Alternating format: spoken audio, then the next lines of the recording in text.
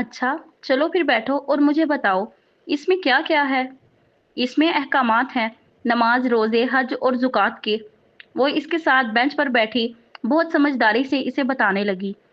इसमें पुरानी कौम के किस्से हैं, कौम नमूद, कौम आद और बनी इसराइल। ये बनी इसराइल का क्या मतलब होता है? मतलब? वो हल्का सा गड़बड़ाई। बनी इसराइल का मतलब हुआ इसराइल के बेटे। वो बता रही थी या पूछ रही थी, खुद भी ना समझ सकी। इसराइल का मतलब अब्दुल्ला होता है। एलुल्लाह को कहते हैं। ये यकूब का नाम था। आहा, हजरत यकूब अलैहिस्सलाम का किस्सा, हजरत यूसुफ अलैहिस्सलाम का किस्सा सब पढ़ रखा है मैंने। सब पता है मुझे। यूसुफ और जुलेखा का किस्सा तो कोर्स में पढ़ाया गया है हमें। यूसुफ और किस वाला? सियाह फाम लड़की की आंखों में हैरत उभरी। यूसुफ और जुलेखा वाला किस्सा। अजीजे मिस्र की बीवी का नाम जुलेखा था? क्या नहीं था? वो कंफ्यूज्ड हो गई। कोई दलील है तुम्हारे पास, कोई हुज्जत? दलील, हुज्जत? वो टुकर टुकर इसका चेहरा देखने लगी। हमारे कोर्स की गाइड बुक में लिखा था। कोर्स की गाइड बुक इंसान की बात है और इंसानों की बात में दलील नहीं होती। दलील बस कुरान और हदीस से बयान की जाती है, क्योंकि दोनों नाज़िले खुदाबंदी हैं। कुरान और हदीस में और इसराइलियात में कहीं भी नहीं बताया गया कि इस औरत का नाम जुलेखा था। इसका लहजा नरम था। मिस्र की इस औरत से एक जुर्म सरजर्द हुआ था, मगर अल्लाह ने इसका पर्दा रख लिया था। इसका फेल तो बताया पर नाम नहीं। पर जिस चीज पर अल्लाह पर्दा रखे वो खुल नहीं सकता। मगर हमने यूसुफ और जुलेखा के किस्से हर मस्जिद और मिंबर पर जाकर सुनाए। हम कैसे लोग हैं? हैं तो क्या इसका नाम जुलेखा नहीं था? वो सारी खफगी भुलाकर हैरत से पूछ रही थी। इसका नाम एक राज है और अल्लाह वो राज नहीं खोलना चाहता, सो ये हमेशा राज ही रहेगा। अच्छा? इसने शाने उचकाए। पहली बार इसे अपनी कम इल्मी का एहसास हुआ था, मगर ये मानना इसकी अना की शिकस्त थी। सो लापरवाही से इधर उधर देखते बोली, बहरहाल मुझे अफसोस है, कुरान को लेकर तुम्हारा कॉन्सेप्ट गलत है। ये किताब वो नहीं जैसा तुम समझती हो। और अगर ये वो ना हुई जैसा तुम इसे समझती हो तो? मैं सही हूँ, मुझे सब पता है। तुम्हें जो कोई इस नूर की तरफ बुलाएगा तुम उसे ऐसा ही कहोगी। मगर तुमने ये तो नहीं बताया था कि ये कुरान है। तुमने तो कुछ और किस्से सुनाए थे, आखिर क्यों? अगर मैं तुम्हें तबलीग करती तो तुम मुझसे उकता कर दूर भाग जाती। अब भी तो यही होगा, वो जता कर बोली। तो स्याह फाम लड़की ने मुस्कुरा कर सर झटका। लेकिन अब तुम्हारी हुज्जत तमाम हो चुकी है, आगे तुम्हारी मर्जी। एक स्याह मर्सिडीज जन करके इनके सामने से गुजरी। थोड़ी दूर जाकर इसके टायर से चढ़ा कर रुके और वो तेजी से रिवर्स हुई। महमल ने चौंक कर देखा। ड्राइविंग सीट पर फवाद था। वो हैरान सी खड़ी हुई। वो इसे अपनी तरफ आने का इशारा कर रहा था। साथ ही इसने हाथ बढ़ाकर फ्रंट सीट का दरवाजा खोला। वो जैसे खुलकर मुस्कुराई और बेंच पे रखा बैग कंधे पर डाला। स्याह फाम लड़की ने इसकी नजरों के ताकुब में देखा और फिर महमल की मुस्कुराहट को। तुम्हारे पास दो रास्तों का इंतखाब था, मुसहफ या दिल। तुमने अपना इंतखाब कर लिया, मगर मुझे सारी जिंदगी अफसोस रहेगा कि मैं तुम्हें मुसहफ की तरफ नहीं ला सकी। अब तुम्हें जो भी ले आए मेरा इसमें कोई हिस्सा ना होगा, लेकिन मैं हमेशा तुम्हारे लिए दुआ करूंगी। स्याह मुसहफ वाली किताब को सीने से लगाए अपने बैग को कंधे से लटकाए खाली सड़क पर एक जानिब चल पड़ी। महमल ने देखा वो लंगड़ा रही थी। वो सर झटका कर गाड़ी की तरफ चल दी। जी फवाद भाई? इसने फ्रंट सीट वाले खुले शीशे से झुककर पूछा। आओ बैठो। मगर वो मुतजब्जब हुई। घर तो कॉलेज का कहकर आई थी। कॉलेज क्यों जाना है? ऐसे ही फ्रेंड्स गेट टुगेदर कर रही हैं। फिर कभी चली जाना, अभी बैठो। वो हुक्म देकर जैसे कुछ सुनने के मूड में न था। वो मुस्कुराहट दबाए बैठी और दरवाजा बंद किया। विंड स्क्रीन के इस पार स्याह फाम लड़की लंगड़ा कर जाती हुई दूर होती जा रही थी। महमल को नहीं पता था वो इसे इस उदास सुबह में आखिरी बार देख रही है। इसका नाम क्या था, वो किधर से आई थी, वो कुछ नहीं जानती थी। मगर इस लम्हे उसे जाते देखकर इसे एहसास हुआ कि वो बस स्टॉप पर बस के लिए नहीं आती थी और शायद इसके बस पकड़ लेने के बाद यूं ही चली जाती थी। हम कहाँ जा रहे हैं फवाद भाई? फवाद ने गाड़ी आगे बढ़ाई तो वो पूछ बैठी। तुम मुझे भाई कहना छोड़ नहीं सकती? वो क्यों? धड़कन बेतरतीब हुई मगर वो सादगी से बोली थी, ऐसे ही। पर हम जा कहाँ रहे हैं? ऑफिस बताया तो था। स्टेयरिंग पर हाथ रखे जरा सा चेहरा इसकी तरफ मोड़ा और मुस्कुराया। ऑफिस? अब के वो वाकितन हैरान हुई थी। मगर आगा जान ने तो मना किया था। ان سے تو میں نے رسمن پوچھا تھا، وہ لاپرواہ تھا۔ اور حسن بھائی نے بھی۔ جہنم میں گیا حسن۔ تم آفس جانا چاہتی ہو کہ نہیں؟ جانا چاہتی ہوں۔ اس کے بگڑنے پر وہ جلدی سے بولی۔ وہ کھل کر مسکرا دیا۔ ایسے ہی اعتماد سے زندگی گزارو گی تو خوش رہو گی، ورنہ لوگ تجھے ہضم کر جائیں گے۔ زندگی سے اپنا حصہ وصول کرنا سیکھو لڑکی۔ وہ بہت موڈ میں ڈرائیو کر رہا تھا اور وہ یک ٹک اسے دیکھے جا رہی تھی۔ اسے تو کچھ بھی کرنا نہ پڑا تھا اور قسمت اس پر مہربان ہو گئی تھی۔ اور یہ جوڑا تم نے پہن رکھا ہے، میں غالباً پچھلے 2 سال سے دیکھ رہا ہوں۔ 3 سال سے، اس نے تصحیح کی۔ امیزنگ، یہ تمہاری کزنز تو 3 بار سے زیادہ جوڑا نہیں پہنتی، اور تم؟ یہ 3 سال پہلے عید پر بنوایا تھا۔ محمل نے کرتے کے دامن پر ہاتھ پھیرتے ہوئے بغور اسے دیکھا۔ میرے پاس اتنے پیسے نہیں ہوتے کہ نئے جوڑے بنوا سکوں۔ آقا جان تو بس عید کے عید کپڑے بنوانے کے پیسے دیتے ہیں۔ اس کا دل نہ جانے کیوں بھر آیا۔ آنکھوں سے 2 موٹے موٹے آنسو پھسلے تھے۔ ارے نہیں محمل، ایسے نہیں روتے۔ اس کے رونے پر وہ پریشان سا ہو گیا اور گاڑی سائڈ پر روک دی۔ میرا مقصد تمہیں ہرٹ کرنا نہیں تھا، اور جب تک میں ہوں تمہیں فکر کرنے کی ضرورت نہیں ہے۔ اس نے سر اٹھایا تو بھوری آنکھیں بھیگی ہوئی تھیں۔ اور ابھی آفس نہیں جاتے، جناح اوپر چلتے ہیں، وہاں سے تمہارے لیے ڈیزائنر ویئر لیں گے۔ تم بہت خوبصورت ہو محمل، تمہیں خوبصورت چیزیں ہی پہننا چاہیے۔ وہ اس کے بہت قریب مخمور سا کہہ رہا تھا، پھر چونکا اور سیدھا ہو کر اگنیشن میں چابی گھمائی۔ وہ سر چکائے ہتھیلی کی پشت سے گیلے رخسار رگڑنے لگی۔ ایک دل فریب مسکراہٹ اس کے لبوں پر بکھر گئی۔ اگر جو تائی ماں کو پتہ چلے کہ ان کا یہ ولی عہد میرے آنسوؤں کی اتنی پرواہ کرتا ہے تو کتنا مزہ آئے۔ فواد تڑپ کا وہ پتا تھا جس کے ذریعے اس نے ان سب سے انتقام لینا تھا۔ وہ اسے ڈیزائنر آؤٹ لیٹس پر لے گیا۔ محمل 1-2 دفعہ ہی ندا سامیہ کے ساتھ یہاں آئی تھی۔ رنگوں، خوشبوؤں اور خوابوں کی سرزمین، چمکتے سنگ مرمر کے فرش، قیمتی ملبوسات، اسے لگا وہ کسی خواب میں چل رہی ہے۔ سب کچھ جیسے واقعی اس کے قدموں میں ڈھیر ہو چکا تھا۔ وہ اندر ہی اندر خوف زدہ بھی تھی۔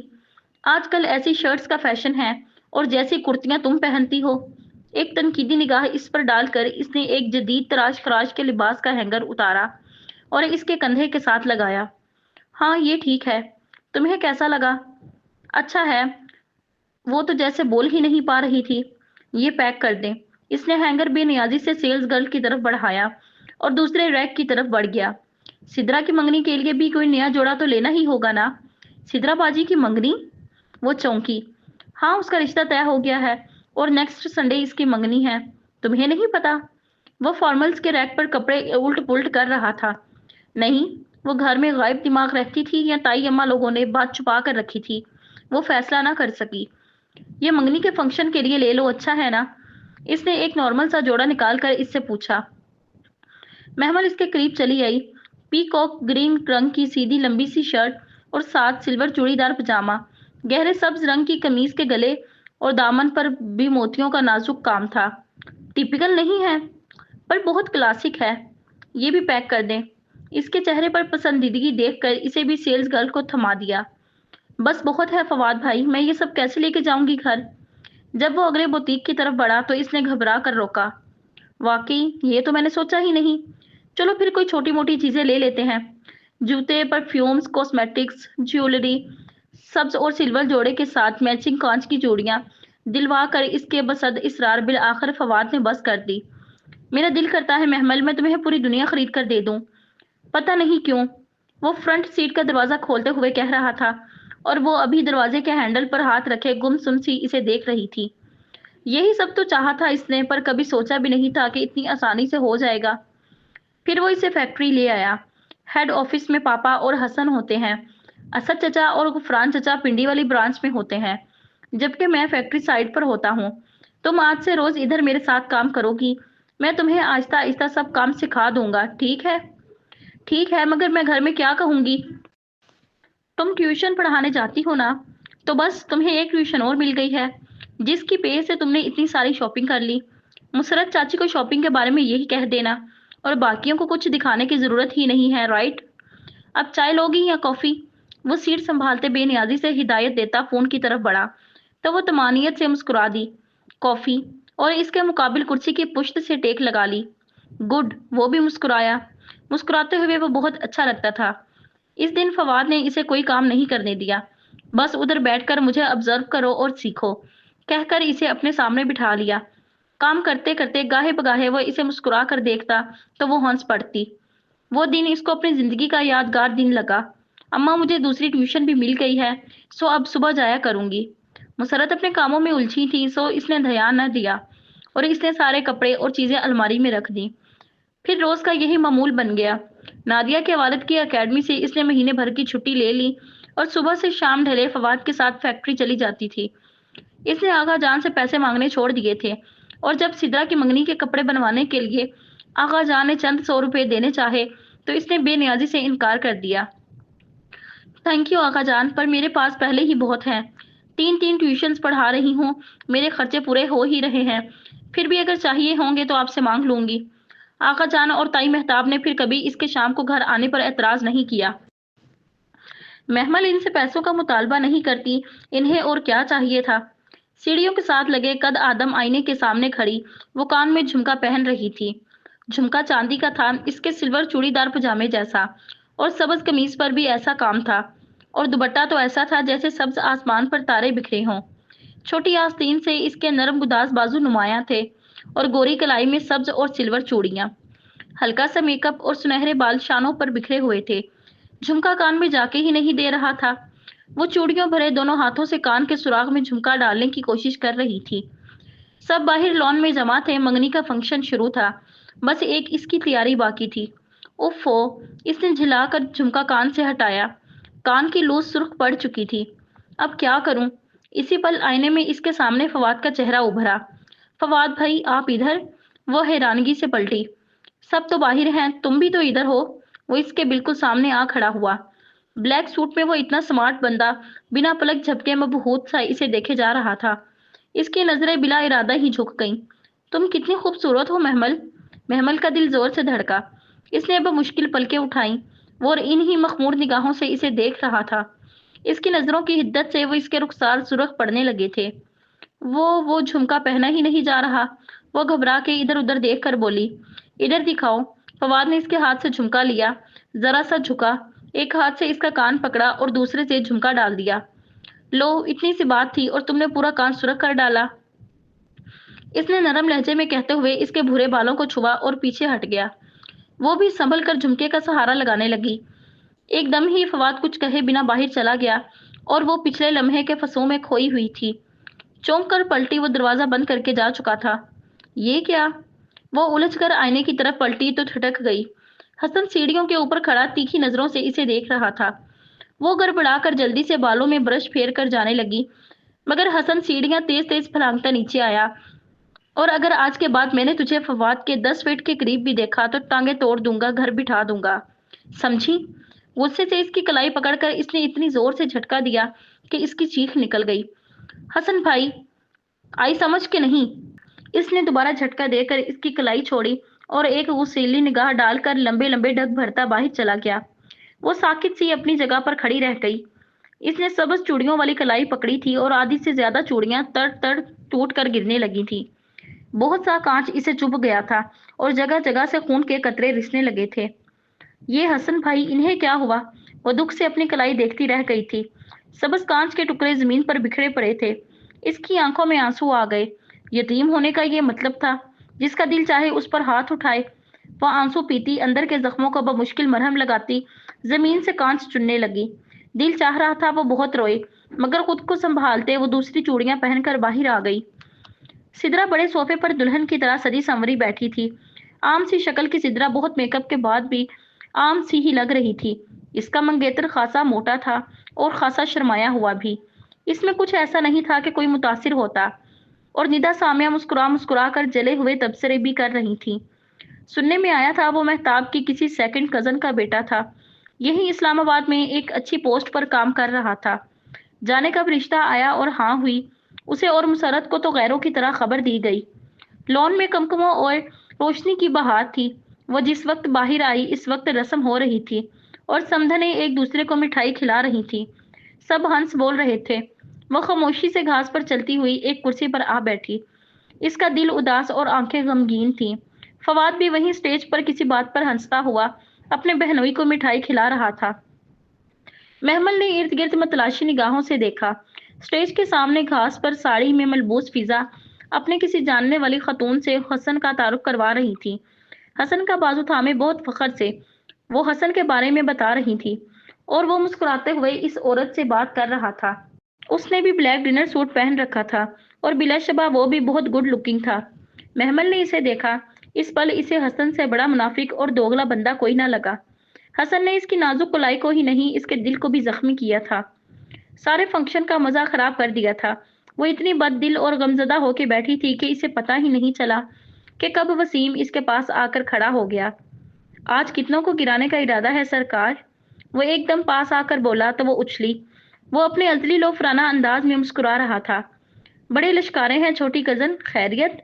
وہ معنی خیز مسکرایا تو وہ گھبرا کر اٹھی اور لڑکیوں کے گروپ کی طرف بڑھ گئی، ساتھ ہی بار بار پیچھے مڑ کر دیکھتی۔ وسیم ادھر ادھر گھومتے مسلسل اسے اپنی نگاہوں کے حصار میں لیے ہوئے تھا۔ وہ بچتی بچاتی لوگوں میں ہی گھری رہی۔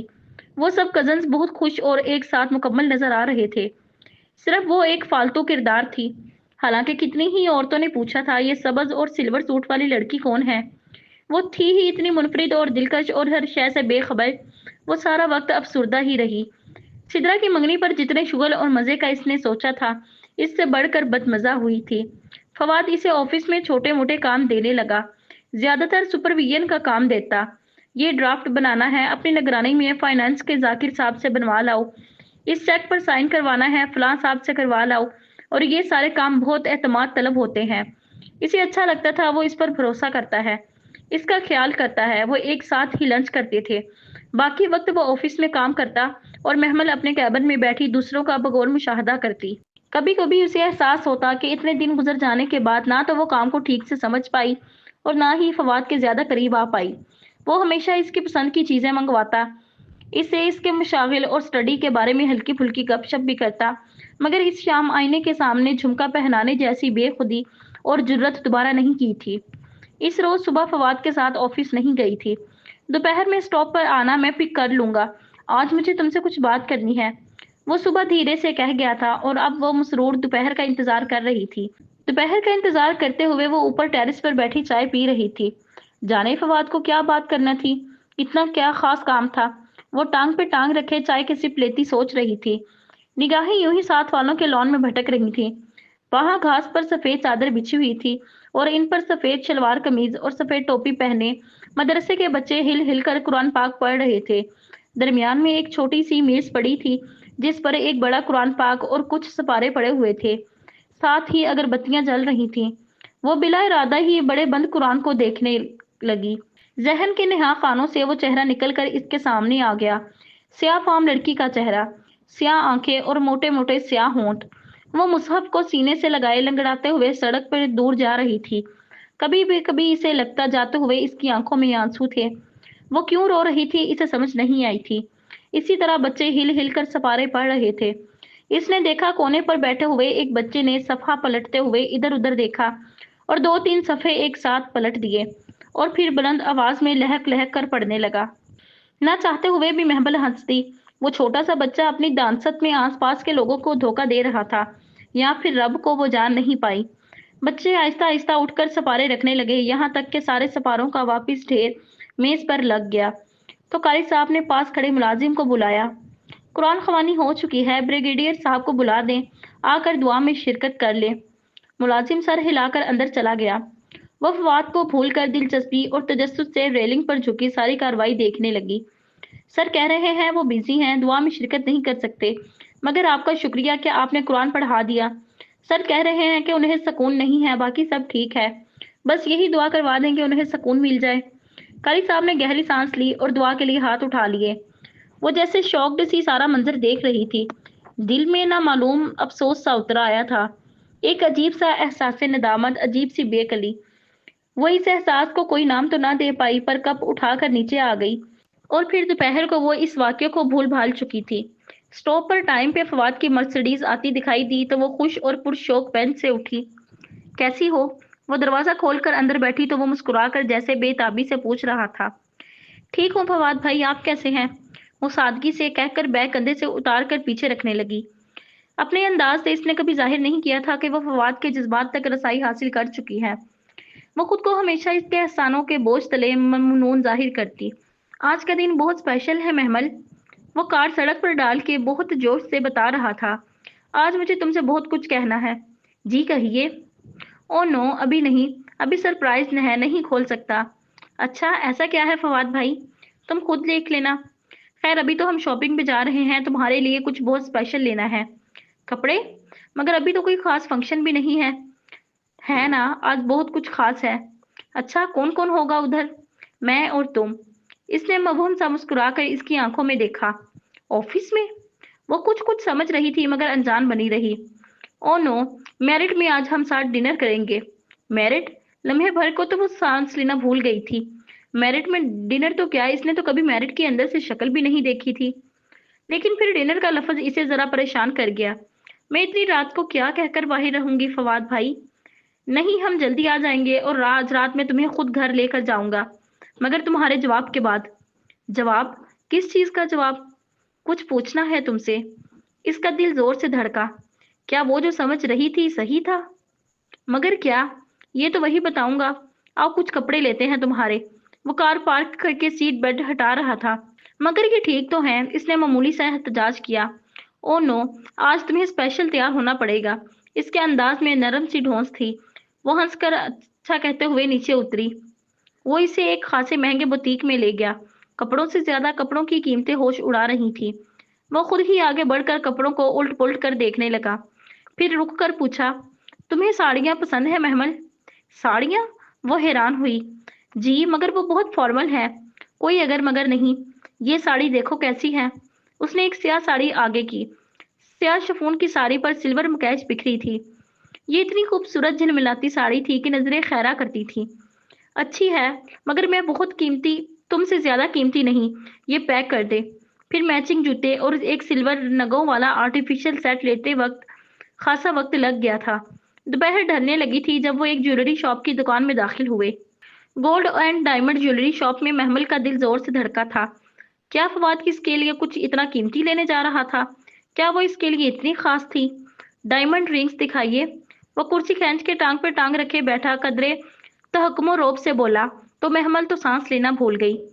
خدا اس طرح چھپڑ پھاڑ کر بھی مہربان ہوتا ہے، اسے آج پتہ چلا تھا۔ معمر، بار رئیس سنار صاحب نے فوراً کچھ سیاہ کیس آگے کیے اور جیسے جیسے وہ سیاہ کیس کھولے جا رہا تھا، جگر جگر کرتی ہیرے کی انگوٹھیوں سے اس کی آنکھیں چندیا رہی تھیں۔ سر، سولیٹیئر میں دکھاؤں؟ ہاں بالکل۔ وہ تو بالکل چپ بیٹھی تھی، سمجھ میں نہیں آ رہا تھا کہ ریئیکٹ کس طرح کرے۔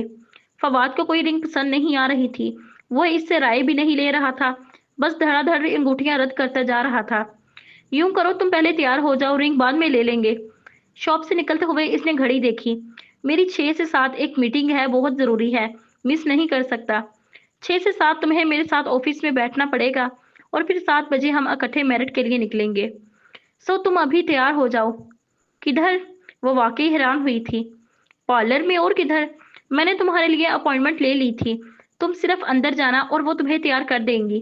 وہ اس سے قریبی پارلر لے آیا تھا اور پھر ویسے ہی ہوا جیسے اس نے کہا تھا۔ محض 1 گھنٹے بعد جب اس نے پارلر کے قد آدم آئینے میں خود کو دیکھا تو اسے خود پر رشک آیا۔ سیاہ مکیش والی دلکش ساڑی میں اس کا دراز قد سیاہ سلور پینسل ہیل کے باعث اور نمایاں ہو گیا تھا۔ لمبی سراہی سی گردن اونچے جوڑے کے باعث بہت بے حد دلکش لگ رہی تھی۔ جوڑے سے کچھ لٹیں گھنگریالی کر کے اس کی گردن اور چہرے پر جھول رہی تھی۔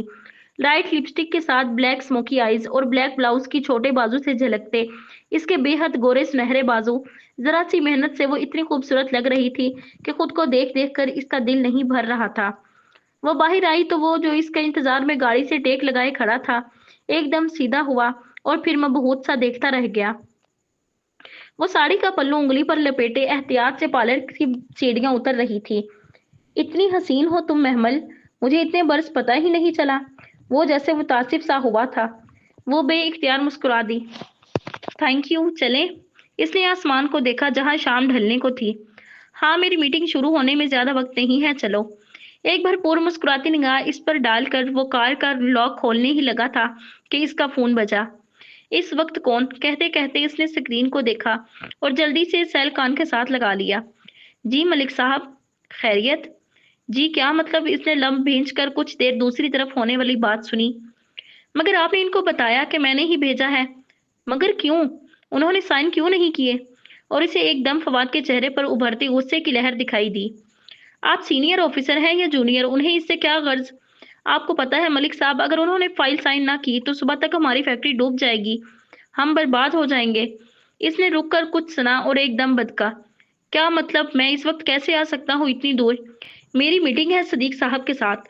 6 से 7 में अभी एएसपी साहब से कैसे मिल सकता हूँ? क्या बकवास है? इसने झला कर फोन बंद कर दिया। क्या हुआ? वो घबरा कर करीब आई। मालूम नहीं क्या होगा अब। वो परेशानी से दूसरा नंबर प्रेस करने लगा। लम्हा भर को तो वो जैसे भूल ही गया था कि वो इसके साथ खड़ी है। जी राव साहब, मैंने मलिक इलियास को भेजा था आपकी तरफ। मगर राव साहब, इतनी भी क्या बेएतबारी?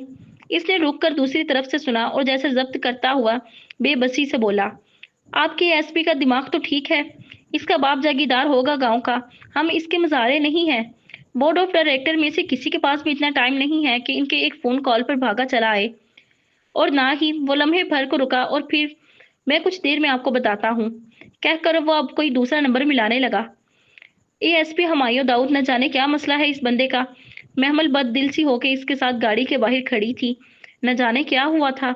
दिल में अजीब अजीब से वसवसे आ रहे थे। खैरियत है फवाद भाई? खैरियत ही तो नहीं है। एएसपी जान को आ गया है। कहता है कंपनी के मालिकों को भेजो तो फाइल अप्रूव होगी। मैं मुलाजमों से बात नहीं करता, अब किसको भेजूं उधर? वो अभी इसी वक्त बुला रहा है और इसके घर पहुंचने के लिए आगा जान या हसन को 1.5 घंटा तो लग जाएगा। और अगर ना पहुंचे तो मेरा करोड़ों का प्रोजेक्ट डूब जाएगा। वो झंझला कर किसी को बार बार फोन मिलाता बहुत बेबस लग रहा था। अब यही हल है, मैं अभी इसके पास चला जाऊं और वापस आकर सिद्दीकी साहब से मीटिंग कर लूं। और डिनर कैंसल? इसका दिल जैसे किसी ने मुट्ठी में ले लिया था। करना पड़ेगा महमल। इसने हाथ रोककर महमल का तरीक पड़ता चेहरा देखा। आई एम सॉरी, मैं यूं तुम्हें हर्ट करना नहीं चाहता था, मगर मेरी मजबूरी है। वो मुलाजिम से बात नहीं करेगा, घर के बंदे को ही जाना पड़ेगा। मैं भी मुलाजिम हूँ फवाद भाई। एक ख्याल सा महमल के दिमाग में उभरा। क्या मतलब? वो जैसे चौंका। अगर अगर मैं आपके 2 कामों में से एक कर दूं तो तब तो हम डिनर पर जा सकते हैं ना? वो हिचकिचा कर बोली कि कहीं बुरा ना मान जाए। अरे, मुझे ये ख्याल क्यों नहीं आया? तुम भी तो कंपनी के ओनर्स में से हो। तुम भी तो ये फाइल साइन करवा सकती हो। बल्कि यूं करते हैं, तुम फाइल को लेकर ड्राइवर के साथ चली जाओ, जब तक मैं सिद्दीकी साहब से निपट लेता हूँ। और फिर ड्राइवर तुम्हें होटल ले आएगा, ठीक है? इसने मिनटों में सारा प्लान तरतीब दे लिया। वो गहरी सांसें भर के रह गई। ठीक है, मैं फिर चेंज कर लूं? नहीं नहीं, ऐसे ही ठीक है। इस तरह तो तुम वाकई पूरे एतमाद एग्जेक्टिव लग रही हो। ये सारे बिजनेस वूमेन फॉर्मली ऐसे ही ड्रेसअप होती हैं। मैं ड्राइवर को कॉल कर लूं? वो मुतमईन था, मगर महमल को कदरे अजीब लग रहा था। वो इतनी कीमती और झिलमिलाती साड़ी में किसी फंक्शन के लिए तैयार हुई लग रही थी, किसी ऑफिशियल मामले के लिए मौजू नहीं। लेकिन अगर फवाद कह रहा है तो ठीक ही कह रहा होगा। सारा रास्ता वो पिछली सीट से सर टकाए आंखें बंद किए हीरे की अंगूठी के मुतालिक सोच रही थी, जो फवाद ने यकीनन इसके लिए ले ली होगी। और जब वो ताई अम्मा के सामने खड़ा महमल से शादी का कह रहा होगा, तब तो घर में सच्ची में तूफान आ जाएगा। मगर अच्छा है, ऐसा एक तूफान इन फिरौनों को लरजाने के लिए आना चाहिए। वो पुरसकून और पुरएतमाद मुतमईन थी। गाड़ी तवील ड्राइव वे अबूर करके पोर्च में दाखिल हुई तो वो एक पुरसताइश निगाह खूबसूरत से लॉन पर डालकर गाड़ी से उतरी। मेन डोर पर जैसे एक सूटेड बूटेड उढेर उम्र शख्स इसका मुंतजिर खड़ा था। एएसपी हमायूं दाऊद, उसने जहन में अंदाजा लगाया और फाइल हाथ में पकड़े एतमाद से चलती इनके करीब आई। मैं आगा ग्रुप ऑफ इंडस्ट्रीज से। जी मैडम महमल इब्राहिम, आइए, एएसपी साहब आपका ही इंतजार कर रहे हैं। इसने दरवाजा खोलकर रास्ता दिया। वो लम्हे भर को हिचकिचाई, फिर खुद को दुबटते हुए आगे बढ़ी।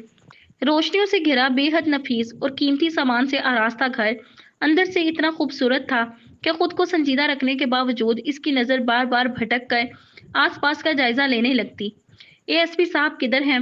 वो अंदर आपका इंतजार कर रहे हैं। वो इसके आगे तेज तेज चलता हुआ लाउंज में आया। सर, ये पहुंच गई हैं। इसने लाउंज में कदम रखा तो एक शख्स को अपनी तरफ मतवज्जा पाया। वो टांग पे टांग रखे सोफे पे बैठा था। थोड़ी थोड़ी सी शेव बड़ी हुई थी और बाल माथे पे बिखरे हुए थे। ब्लैक कोट में मलबूस, जिसके अंदर सफेद शर्ट के ऊपर वाले 2 बटन खुले हुए थे। एक हाथ में ऑरेंज जूस से भरा वाइन ग्लास लिए वो इसे गौर से देख रहा था। एक लम्हे को तो महमल के कदम डगमगाए।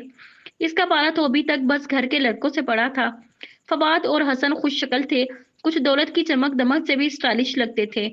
बाकी इसके चचाओं में से कोई भी मुतासिर कुन शख्सियत का मालिक नहीं था, जितना सोफे पर बैठा वो मखरूर सा दिखने वाला शख्स था। हैंडसम, बेहद हैंडसम, इतना वजीह मर्द इसने पहली बार देखा था। वो न चाहते हुए भी मरऊब हो गई।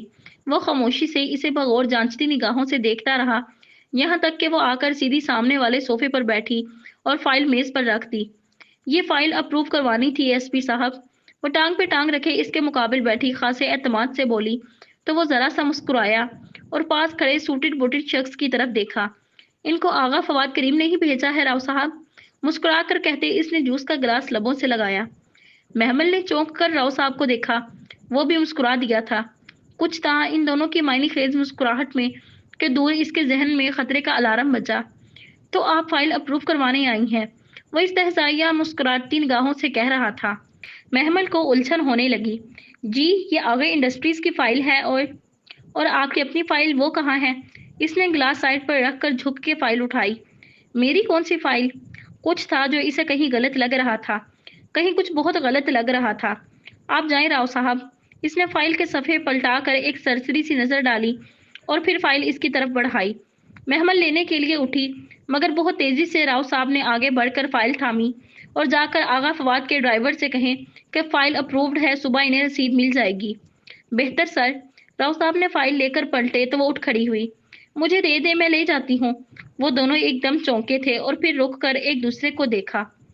हमायूं ने इशारा किया तो राव साहब मुस्कुरा कर बाहर निकल गए। आप बैठिए मैडम, ड्राइवर ले आएगा।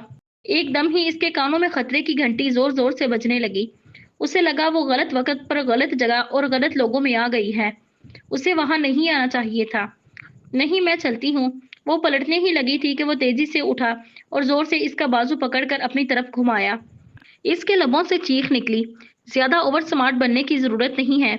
जो कहा जा रहा है वैसे ही करो। इसके बाजू को वो अपनी आहिनी गिरफ्त में लिए गुराया था। लम्हे भर को तो जमीन आसमान महमल की निगाहों के सामने घूम गया था। छोड़े मुझे। वो संभल ही नहीं पाई थी कि हुमायूं दाऊद ने इसके दोनों हाथों को पकड़कर झटके से इसे अपने सामने किया। ज्यादा चालाकी दिखाई तो अपने पैरों पर घर नहीं जाओगी। मुझे छोड़ें, मुझे घर जाना है। महमल ने इसे धकेलना चाहा, मगर इसकी गिरफ्त बहुत मजबूत थी।